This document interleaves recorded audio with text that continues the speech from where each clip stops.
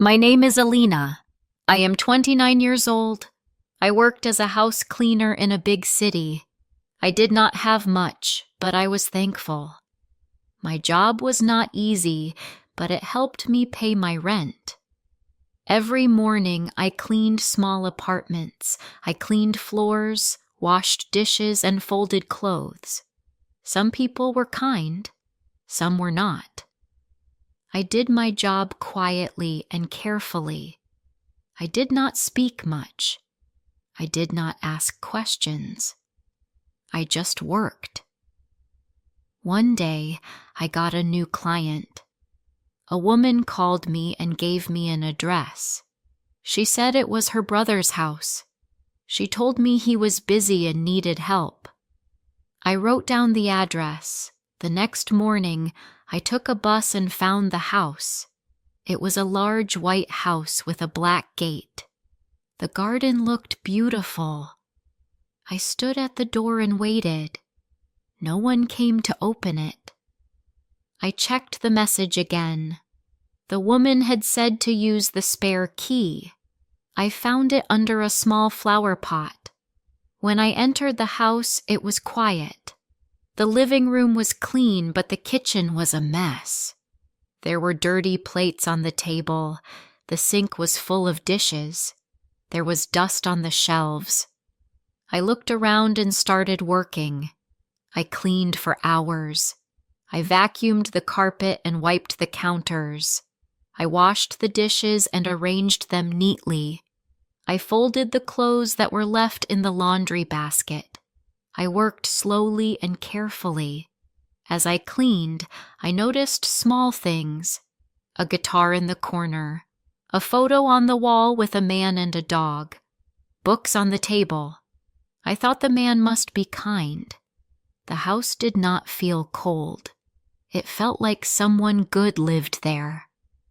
I smiled to myself. I was tired, but felt peaceful. When I finished, I locked the door and left. I sent a message to the woman. She thanked me and said her brother would send the payment. The next day, the money came to my account. I was happy.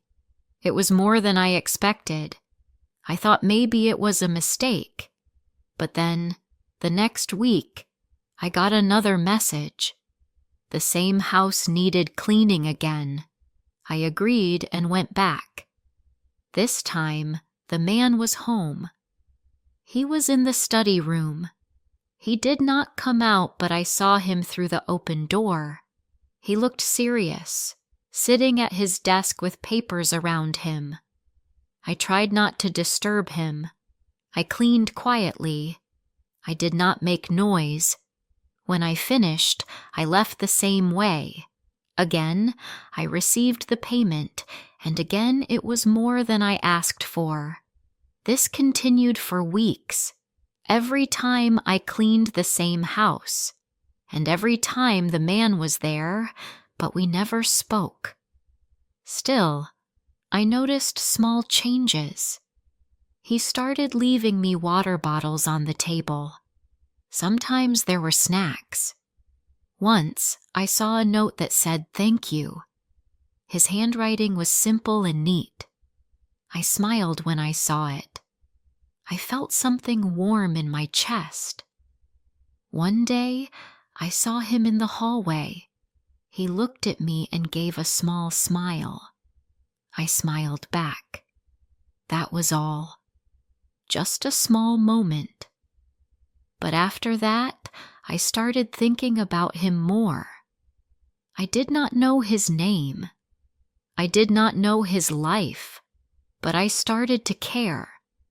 I started cleaning more carefully. I dusted the shelves twice. I made sure everything looked perfect. I felt something I did not expect. At night, I thought about the house. I thought about the music books, the soft lights, the photo with the dog. I imagined the man's voice, though I had never heard it. I felt silly, but I could not stop. I was falling for someone I didn't know. I did not have many friends. My days were quiet and simple. I cleaned homes. I ate alone. I watched people on the bus and listened to their stories. But now, I had a secret feeling inside, something soft and warm. I looked forward to going to that house. I looked forward to seeing him, even from far away. One rainy afternoon, I saw him standing at the kitchen door. He looked tired. His eyes looked empty. I wanted to ask if he was okay, but I stayed quiet. He looked at me for a few seconds, then walked away. I could not stop thinking about that look. Something was wrong. He looked lost. The next week, the cleaning was canceled. No message came. No payment. No reason. I waited, but no one called. I felt something heavy in my heart. I told myself it was just work, but it didn't feel like just work. It felt like a part of my week was missing. 2 weeks passed, then 3. Still nothing. I went to work as usual, but something inside me had changed. I missed a person I never truly met. I missed the quiet house, the clean sunlight, the feeling of being seen, even if just for a moment. One morning, I walked by the neighborhood. I did not plan to, but my feet took me there.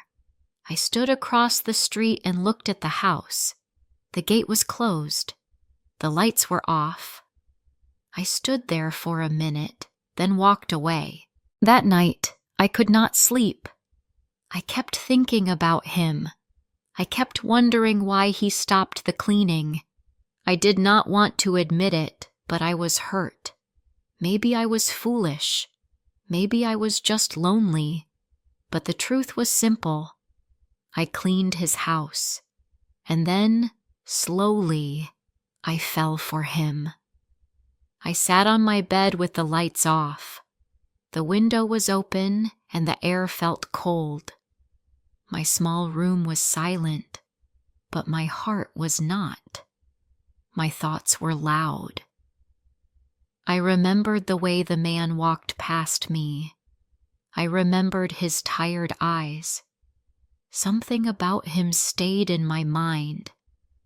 It was like he left something behind, even when he was gone. I tried to forget him. I told myself it was just another house. I told myself I would find more work. But my heart did not listen. I looked at my phone many times each day. I hoped for a message. I hoped to see his name. But I never did. Days passed like clouds. I did my other jobs. I smiled when I had to, but inside, I felt empty. In the other houses, I moved slower. I cleaned the same way, but my heart was not in it. I missed that house. I missed the warm kitchen light. I missed the quiet piano music from the study room. I missed the way the home felt calm, even when it was messy. It was not just a house, it was a feeling, and I had lost it. One morning, I woke up and sat on the edge of my bed. The sun was shining, but I felt heavy. I did not want to clean. I did not want to get dressed. I just sat there, feeling small. I thought about the man again. I thought about how strange it was to miss someone I barely knew. But maybe I did know him. Not with words, but through the space he lived in, through the books he left open, through the photos on the wall, through the silence that was never cold. I remembered one time when I saw his shoes by the door. They were old, Not expensive, but they were clean. I noticed how neatly he kept them. I remembered the coffee cup always left on the same table, the way his blanket was folded, even when everything else was messy. These small things told me he was quiet, careful, maybe lonely too. That thought stayed with me. Maybe he was lonely. Maybe that was why he never spoke. Maybe that was why he left extra money in the payment. Not to show power, but to show thanks. Maybe he was not used to having someone help him. Maybe he liked the silence as much as I did. Maybe he waited each week to hear the sound of someone cleaning, just to feel less alone. I began writing about it. Not much. Just a few lines in a notebook I kept. I wrote about how I felt when I walked through his hallway, how the sunlight looked through his window, how my hands felt warm when I touched his dishes. I did not write his name because I did not know it, but I knew how he made me feel. I called him the quiet one. I told myself I would stop thinking about him, but I didn't.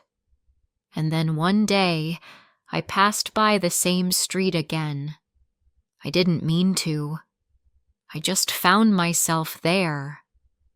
I walked slowly and looked at the house from across the road. This time, the lights were on.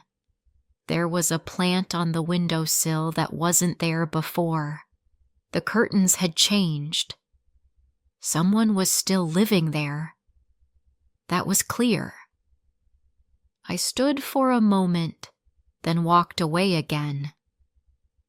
But that night, I wrote more in my notebook. I wrote that maybe he was okay now. Maybe he didn't need help anymore. Maybe someone new was cleaning the house. That thought hurt. I felt forgotten. I felt replaceable.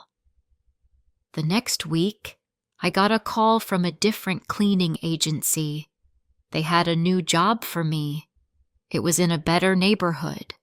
A big home. Good pay. I said yes. When they gave me the address, I froze.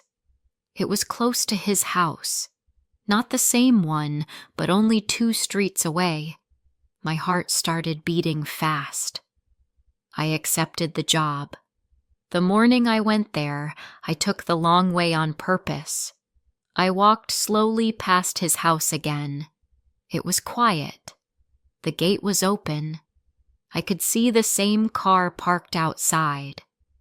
Nothing looked different, but everything felt different. As I worked in the new house, I kept thinking about him. Every sound made me turn my head. Every door made me listen. But he was not there, and this house was not his. It was big and cold. It had no feeling, no life. It was clean, but not warm. I missed the other house even more. That evening, I sat on my balcony with a cup of tea. The sky was soft and blue. I thought about writing again. This time, I wrote a letter, not to send, just for myself. I wrote to the quiet one. I told him I missed the sound of his music. I told him I hoped he was okay. I told him his house felt like a place where my heart could rest. I folded the letter and put it in my drawer. I did not know what I was waiting for. I did not know if I would ever see him again. But I knew I had changed. Cleaning his house made me feel something I had not felt in years. Not love, maybe. Not yet. But something close. Something gentle. And even if I never saw him again, I would still remember him. I would remember the way I felt. the quiet connection, the silent hope, the soft beginning of something I could not name. I cleaned his house, and in that silence, I began to fall. The days became longer. I worked in different homes, but nothing felt the same. Each house had its own style, but none of them gave me that quiet comfort. I went to work, came home, ate simple meals, and slept. But part of me was still stuck in that white house with the black gate. I often thought about leaving a note, just something small, a short message, maybe left in the mailbox. But I was too afraid. What if he had forgotten me? What if he had moved on? I didn't want to disturb him. I didn't want to be a problem. So I stayed silent. My notebook grew full. Every night, I wrote down one memory from that house. The sound of the clock on the wall, the way the afternoon light touched the bookshelf, the soft smell of coffee in the kitchen. I remembered everything, and when I wrote, I felt close to him again, even though I was far away. One evening, as I walked home from the train station, it started to rain. I didn't have an umbrella. My clothes became wet, but I didn't care. The cold rain felt good on my face. I stopped under a tree and looked up at the sky. I thought about him again. I thought about the way he once stood near the kitchen, quiet and tired. I wanted to know his story. I wanted to ask what hurt him. At home, I dried my hair with a towel and sat near the heater. I looked at my phone. Still no messages. Still no jobs from that side of the city. I closed my eyes and held the towel tightly. I felt like crying, but no tears came. 1 week later, I finished work early. I had time before the next job, so I took the long road again. I walked near his house, slow and quiet. I did not stop. I just looked from the corner. The house was the same. The garden looked a little wild now. Some leaves were on the path. The windows were closed. Then I noticed something. A paper was taped to the door. I could not read it from where I stood. I looked at it for a moment, then kept walking. That small paper stayed in my mind all day. Was it a message? A notice? My heart felt full of questions. Later that night, I searched the house address online. I don't know why. I just wanted to feel closer to it. I found nothing. No news. No updates. But then I saw the same woman's name. The one who first gave me the job. She had written a short online post about needing part-time help again. I stared at the screen. It was not about cleaning this time. It was something else. She was looking for someone to organize a room full of books and papers. I knew that room. I had seen it before. It was his study. My hands were shaking. I clicked to reply. I wrote a short message. I told her my name. I reminded her I had cleaned the house before. I said I could help. Then I waited. A few hours later, I received a reply. She said yes. She remembered me. She said I could come the next morning. That night, I couldn't sleep. My heart was too loud. I looked through my notebook. I read every page I had written about that house. I pressed the pages to my chest and closed my eyes. The next morning, I wore my best clothes. Nothing fancy, just neat and clean. I tied my hair back and packed a small lunch. I took the bus and walked the last few streets. My steps were slow. My hands felt cold. When I reached the gate, I stopped. The house looked the same, but also different. It felt quiet in a new way. I walked up the path and rang the bell. After a short moment, the woman opened the door. She looked tired but kind. She smiled at me and thanked me for coming. She said her brother was not well. She did not explain more, and I did not ask. She pointed to the study and asked me to begin. I walked into the room carefully. Everything was still there. The books, the papers, the soft brown chair. The same guitar rested against the wall. Dust covered many things. It looked like no one had used the room for a long time. I began slowly. I made piles of books. I arranged papers. I cleaned the desk. Each item I touched brought back memories. I saw small notes written in the same handwriting as the thank you note. They were short and neat. Some were poems. Some were lists. Some were just lines with no full sentence. One paper made me stop. It was folded and kept under a book. I opened it. It was not meant for me, but I read it. It was not clear who it was written to, but the words were soft. They spoke of silence, of loneliness, of someone's warm presence. I placed it back and kept working. By the afternoon, the room looked clean again. Not perfect, but peaceful. The woman came in and thanked me. She gave me some money and said she would call again if needed. I left the house with slow steps. Outside, the wind touched my face. I felt like I had been in a dream. I held the money, but it didn't matter. What mattered was the feeling. I had seen the house again. I had seen the room where he once sat. I had touched his books, his papers, his thoughts. At home, I placed the money on the table and opened my notebook. I wrote for 2 hours. I wrote about the way the air felt in the room, about the dust on the windows, about the paper I found. I wrote about how my heart had not stopped hoping, even after all this time.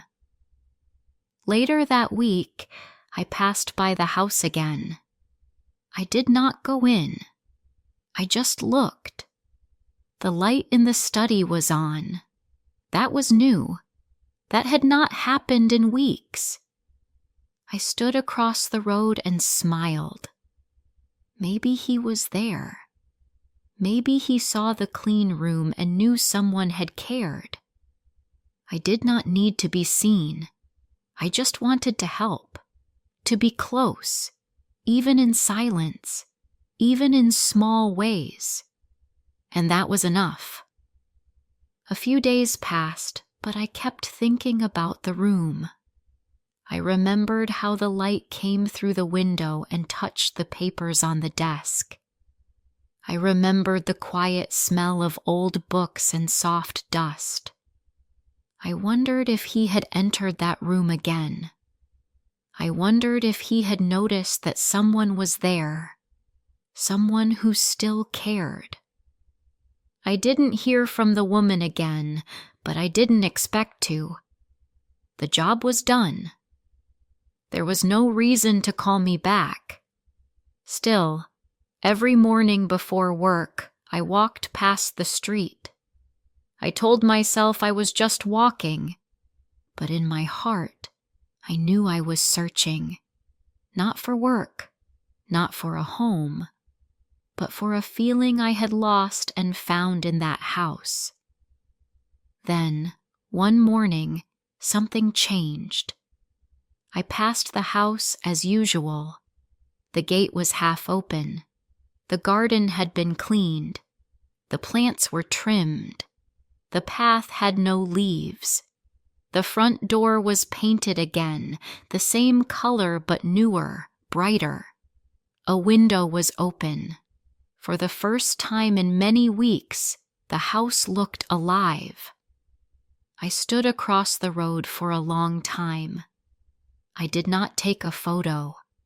I did not move closer. I just looked. Something inside me felt still. I knew I was not needed, but I also knew my small work had left something behind. Maybe he had noticed. Maybe he had read my careful hands. Maybe he had felt something. That evening, I went home and opened my drawer. I took out the letter I had once written to the quiet one. I read it again. The words still felt true, but I no longer needed to send it. He had felt it, somehow, in the soft way hearts speak when words are not enough. I put the letter away and closed the drawer. Weeks passed. I worked in new homes. Some were clean, some were messy, some were warm, and some were cold. But I was no longer looking for anything. I did my work quietly, as I always had. But now, something inside me had changed. I felt stronger. Not because he returned, not because he spoke, but because I had let myself feel something true. I had opened my heart, and I had not been afraid to care, even without a name, even without answers. One day, I received a new job from a young couple. They lived far away, but the pay was good.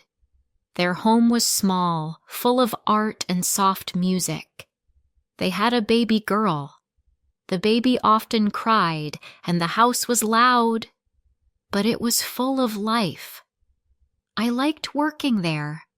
It was not peaceful, but it was real. I cleaned the toys, folded small baby clothes, and listened to the music. I watched the young couple move around each other with love. They were not rich, but they were kind to each other. Sometimes I thought of the quiet one, not with sadness, but with calm. I still wrote in my notebook, but not every night. I had less to write. My heart was quieter now. One evening, I went to the store to buy some bread. As I waited in line, someone behind me dropped a box. I bent to pick it up. When I stood up again, I saw him. It was him. He was standing 3 people behind me. Older than I remembered. His hair was longer. His face looked tired but gentle. He did not see me. He was looking at his phone. I did not speak. I did not wave. I just stood there, frozen. Then I slowly moved to the side and left the line. I walked out of the store and stood on the sidewalk. My heart was beating fast, but I was not afraid. I had seen him. That was enough. He was okay. He was alive. He was outside again. I walked home with soft steps. The air was cold, but I felt warm. That night I sat at my desk and wrote a new letter, but this one was for me. I wrote that I had loved in silence, that I had cared for someone with no name, that I had helped not because I wanted something back, but because it made me feel human. In my own quiet way, I had loved, and that was something to be proud of.